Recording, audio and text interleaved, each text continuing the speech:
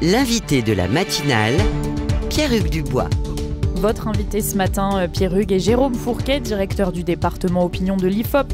Il publie La France d'après aux éditions du Seuil, 3e volet d'une série de travaux portant sur la France contemporaine. Bonjour Jérôme Fourquet. Bonjour. Lucille disait, c'est le dernier volet d'une trilogie que vous publiez là. Dans l'archipel français, vous décriviez une France archipélisée, éclatée. Dans le livre suivant, La France sous nos yeux, avec Jean-Laurent Casselli, c'était davantage une description de la France et des Français, des mœurs, des habitudes de consommation. Votre dernier livre s'appelle La France d'après. C'est quoi la France d'après? C'est quoi la France d'avant, Jérôme Fourquet? Alors la France d'après, c'est la France dans laquelle on vit aujourd'hui. Et si on l'appelle France d'après, c'est pour bien montrer et faire sentir l'ampleur des transformations que le pays a traversées et a connues. Une grande métamorphose et qui fait que cette France contemporaine s'inscrit quand même dans un cadre qui est très très différent de celui qu'on a connu historiquement jusqu'aux années 80-90. Donc c'est pour essayer de bien montrer l'ampleur.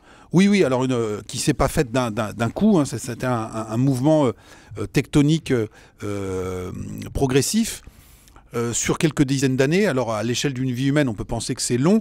À l'échelle de l'étude de la société, c'est quand même assez sidérant et assez stupéfiant. Ce livre porte notamment sur l'analyse politique, et pour juste donner un chiffre qui sert un peu de révélateur pour vos auditeurs, on rappellera que le score cumulé d'Anne Hidalgo et de Valérie Pécresse, donc les deux représentantes des deux grands partis qui ont structuré notre vie politique pendant des décennies, eh bien le score cumulé au premier tour de ces deux candidates, c'est 6,5% des voix. Donc ça vous montre l'ampleur de la cassure et du bouleversement que nous avons vécu sur le plan politique. Mais ce qui se passe sur le plan politique n'est que la résultante de transformations plus profondes à tout point de vue. Et ces transformations plus profondes, vous dites que c'est un effondrement des grands récits, qu'ils soient philosophiques, politiques, spirituels. Comment cela se matérialise-t-il ? Alors, si on convoque un grand film de sciences politiques, les aventures de Don Camillo et Pepone, c'était la société italienne qui était croquée, mais ça valait aussi pour nous. Cette matrice catho-républicaine ou catho-communiste était tout à fait structurante encore dans la France des années 60. Au début des années 60, avant Vatican II, les chiffres de l'IFOP indiquent que 35% des Français vont à la messe tous les dimanches. Et j'allais dire, de l'autre côté, chez Pepone, 20-25% des Français votaient pour le Parti communiste. Il n'y avait pas de risque de double compte en général, puisque ceux qui votaient communiste n'étaient pas très assidus à la messe. Et donc on avait à peu près 60% de la population qui se rangeait déjà de manière quasiment automatique sous ces deux bannières. Aujourd'hui, les résultats sont les suivants. Fabien Roussel, pour le Parti communiste, a fait 2,5% des voix. Et d'après les données de l'IFOP, on est aux alentours de 3 à 4% de Français qui vont à la messe tous les dimanches. Les messalisants. Et donc vous voyez qu'en 2 ou 3 générations, on est passé d'un double bloc, une matrice qui agrégeait 60% de la population, à aujourd'hui un effet résiduel où on n'a plus que 5 à 6% des Français qui se reconnaissent là-dessus. Ça n'a pas uniquement des conséquences sociologiques et politiques, c'est beaucoup plus profond que ça. Jean-François Sirinelli, un grand historien français, nous décrit la société du début des années 60 comme une société du bonheur différé, avec des horizons d'attente. C'est-à-dire typiquement, quand on était catholique, même si la vie ici-bas pouvait être parfois dure et compliquée, il y avait la perspective de la vie après la mort et de l'accès au paradis. De l'autre côté, quand on était communiste, là aussi la vie pouvait être compliquée, mais il y avait la perspective du grand soir, de la révolution et de la société sans classe. Et ces horizons d'attente se sont effondrés. Et aujourd'hui, le bonheur, c'est plus demain ou après-demain, c'est ici et maintenant. Et on voit comment, dans ce vide spirituel, politique et religieux, s'est engouffré ou s'est déployé de manière extrêmement puissante la société de consommation. C'est-à-dire que la société de consommation, selon vous, a remplacé ce qui pouvait être avant une proposition spirituelle? Alors, en partie, puisque on le sait bien, notamment sur votre antenne, la consommation ne peut pas tenir lieu de spiritualité. Néanmoins, c'est une espèce d'ersatz ou de pis-aller. Alors, si on voulait être un peu provocateur, faire un clin d'œil à vos auditeurs ce matin, on pourrait se dire que la du dimanche chez Ikea a remplacé la messe. Mais plus sérieusement, on voit bien comment ces horizons d'attente se sont évaporés et qu'aujourd'hui, encore une fois, le bonheur, c'est ici et maintenant, c'est pas demain. Et c'est notamment ce que je peux m'offrir et ce que je peux payer à mes enfants. Mais donc très concrètement, ça veut dire que le français consomme désormais au lieu de prier, si on prend un petit raccourci. Et est-ce que comment vous le voyez? Qu'est-ce qui vous permet d'affirmer ça au-delà de la pratique religieuse qui a pu s'étioler? Il y a quand même d'autres pratiques spirituelles. Vous parlez notamment de la philosophie New Age. Il y a encore des choses, il y a encore une recherche spirituelle, il y a encore une quête de spiritualité. Bien évidemment. On avait réalisé à l'IFOP un sondage pour la revue Mission qui montrait que 50% des Français étaient taraudés par les grandes questions spirituelles sur le sens de la vie après la mort, etc., etc. Donc 50%. Il y a une recherche. Il y a une recherche.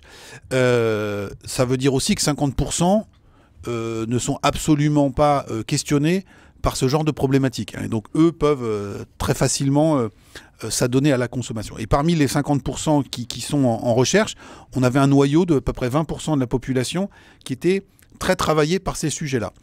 Or, si je peux me risquer une métaphore marketing, la marque historique, le catholicisme en France a perdu énormément de terrain.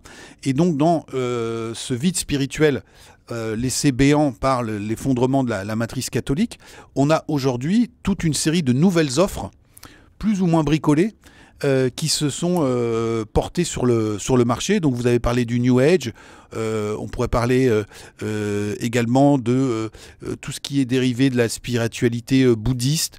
On avait parlé avec Jean-Laurent Casselli dans La France sous nos yeux du développement du yoga également, qui est à la fois une pratique sportive et physique, mais aussi une pratique réflexive. On voit également se développer les courants évangéliques. Et donc on a toute une recherche comme ça pour essayer de combler ce vide spirituel pour ceux que ça travaille et que ça questionne, mais n'oublions pas l'autre partie de la population qui, elle, s'adonne à d'autres types d'activités et s'épanouit dans d'autres formes de mode de vie. Nous sommes avec Jérôme Fourquet, auteur de La France d'après, un tableau politique, c'est aux éditions du Seuil. Prenons un peu de recul historique et repartons en 1913 avec André Siegfried qui publie lui aussi un tableau politique de la France de l'Ouest. Il s'intéresse notamment à un canton en Vendée, le canton de Talmont, et il tire cette célèbre formule: le granit produit du curé et le calcaire l'instituteur. Qu'est-ce que ça signifie ? Alors, on rend hommage dans ce livre justement aux travaux fondateurs et pionniers de Siegfried, qui avait posé les bases de la géographie électorale et de la sociologie électorale en France. Et donc, il s'était intéressé à cette France de l'Ouest, notamment ce canton de Talmont en Vendée, qui était très clivé politiquement. Et il s'appuyait déjà à l'époque sur des statistiques, mais aussi sur du travail de terrain. Et il avait recueilli ce dicton local. C'était un dicton local. D'accord, c'est pas lui qui l'avait trouvé. Non, et donc qui a fait Florès. Et on y a vu ensuite une lecture très déterministe des choses. Alors, en fait, c'était beaucoup plus sophistiqué que cela. Siegfried partait du constat que les activités économiques structurent les territoires et structurent aussi la sociologie des populations. Et à l'époque, l'activité économique dominante, c'était l'agriculture. Donc, c'était pas insensé de s'intéresser à la géologie, parce qu'en fonction du type de sol, vous n'aviez pas le type, plus ou moins de production, mais aussi différents types de modes de peuplement. La zone granitique, on peut aller chercher de l'eau un peu partout, donc on avait un habitat qui était dispersé. La zone calcaire, c'est beaucoup plus compliqué d'aller chercher de l'eau, donc on a un habitat groupé, et qui faisait que dans les zones granitiques, l'habitat dispersé, le vote conservateur résistait plutôt bien, alors qu'en zone d'habitat groupé, la progression des idées républicaines et laïques et le déclin de l'influence du catholicisme avait été plus marqué, ce qui n'avait pas échappé à la sagacité des habitants du coin qui avaient forgé ce dicton: le granit produit du curé et le calcaire de l'instituteur.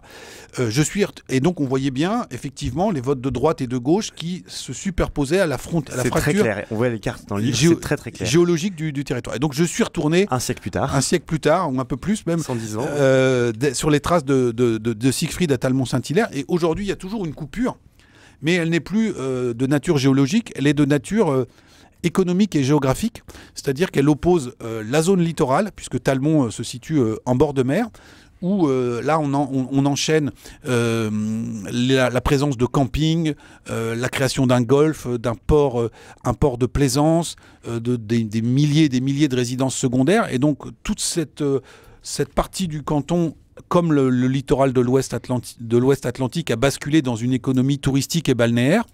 Et donc, il y fait plutôt bon vivre, les prix de l'immobilier sont élevés. Et donc, on a un vote Macron qui est assez important. Et puis, en revanche, quand on quitte le littoral et quand on s'enfonce dans l'intérieur des terres, qu'on soit en calcaire ou en granit, on a là un vote pour le Rassemblement national qui est plus important. Et si on voulait pasticher Siegfried, on pourrait dire que la résidence secondaire produit du vote Macron et le lotissement du vote Le Pen. Et donc c'est pour montrer aussi comment, en reprenant la méthode de Siegfried, eh bien, on voit, on touche du doigt l'ampleur des transformations économiques et culturelles. Aujourd'hui, c'est plus l'agriculture, même dans ces coins de Vendée, qui donne le là, mais d'autres formes d'activité économique, notamment l'activité touristique. Les transformations économiques, les transformations religieuses aussi du pays. On a parlé du christianisme et du catholicisme en particulier. Parlons à présent de l'islam. Vous superposez dans ce livre, en Seine-Saint-Denis, l'implantation des permanences du Parti communiste avec celle des mosquées. Qu'est-ce que vous avez voulu chercher là ? Alors, je me réfère là à des travaux pionniers qui avaient été menés par Hervé Lebras et Emmanuel Todd au début des années 80, où on revient à notre début de discussion et montrer bien comment le paysage politique et culturel français était structuré entre deux pôles. Entre Marx et Jésus. Marx et Jésus. Donc ils avaient fait une carte fameuse qui s'appelait Marx et Jésus. Au niveau national, on voyait les département par département l'implantation du PC et celle de la pratique catholique. Et on voyait qu'il n'y avait aucune zone de recouvrement. Et donc, quelques décennies plus tard, j'ai repris cette méthode en disant, voilà, aujourd'hui, dans un département qui était un des bastions du PC, dans le cœur de la banlieue rouge, la Seine-Saint-Denis, eh bien, aujourd'hui, le PC est toujours en concurrence ou confronté à une autre influence spirituelle que la sienne, mais aujourd'hui, c'est plus l'Église catholique. Dans ces territoires-là, c'est l'islam. Et donc, on voit bien dans un territoire que un lieu de culte ou une permanence électorale, ce sont des lieux qui marquent une présence, une influence. C'est là on va y tenir des conférences, et là on va y diffuser la vision portée par l'institution. Et on voit bien que dans ce match-là, y compris dans le cœur de la banlieue rouge, aujourd'hui, c'est l'islam qui l'emporte au score très largement. Comment ça se concrétise derrière dans le vote des Français ? Alors tout ça a énormément changé et si on revient au point de départ, le score cumulé d'Anne Hidalgo et de Valérie Pécresse, en fait, c'est clair avec la dislocation de toutes les anciennes matrices qui faisaient les soubassements de cet affrontement gauche-droite. Et si aujourd'hui on a basculé dans un système politique tripolaire, si on a du mal à se repérer en vertu des anciens clivages gauche-droite, c'est parce que tout le soubassement a été considérablement transformé. Et les clivages sur lesquels s'organisait la querelle ou la dispute gauche-droite, aujourd'hui sont moins performants pour rendre compte de l'organisation de la société. Et la montée en puissance et le surgissement d'Emmanuel Macron, de mon point de vue, signe aussi l'apparition d'un nouveau clivage qui est lié à l'accélération de la mondialisation et de l'intégration de la société française, à la fois à la globalisation économique, mais aussi à l'espace européen. Les premiers prémices de l'affirmation de ce nouveau clivage au plan électoral, c'était le référendum sur Maastricht en 92, puis celui le référendum de 2005. Et Emmanuel Macron est parvenu, parce que la situation sans doute était mûre, il a beaucoup de talent, mais la situation aussi était mûre, il arrivait à point nommé, si l'on peut dire, il est parvenu à fédérer derrière lui les électeurs qui avaient voté pour le oui dans ces différents référendums. Les gagnants de la mondialisation. Alors, à la fois les gagnants, mais aussi ceux qui sont pas forcément gagnants, mais qui ne rejettent pas cette intégration européenne et cette intégration dans la globalisation, qu'ils viennent de gauche ou de droite. Et donc, il est le premier à être parvenu à dépasser le clivage gauche-droite et à fédérer. Et donc, hormis son talent, c'est aussi parce que ces électorats étaient sans doute prêts à passer outre les vieilles habitudes et les vieilles frontières. Dernière question, Jérôme Fourquet, je vais reprendre une citation de Kant. Que peut-on encore espérer ? Que peut-on encore espérer quand on voit ce tableau de la France d'après, une France très axée sur la société de consommation, avec un effondrement de grands récits ? Qu'est-ce qu'on peut espérer en termes de fraternité, de sentiment de cohésion nationale ? Alors, on voit que cette cohésion nationale, elle se manifeste encore dans des moments critiques. Regardez dans certaines régions comme la Bretagne qui a été touchée par une série de tempêtes récemment, il y a tout de suite des formes de solidarité très fortes qui se sont manifestées. Rappelez-vous aussi le premier confinement avec les concerts de casseroles en hommage aux soignants. Regardons aussi, et on en sait quelque chose à RCF, la puissance et la vitalité aussi du maillage associatif en France. Donc il y a encore à bas bruit toutes ces forces de rappel qui contribuent à faire société. Merci beaucoup Jérôme Fourquet, vous publiez La France d'après, c'est aux éditions du Seuil.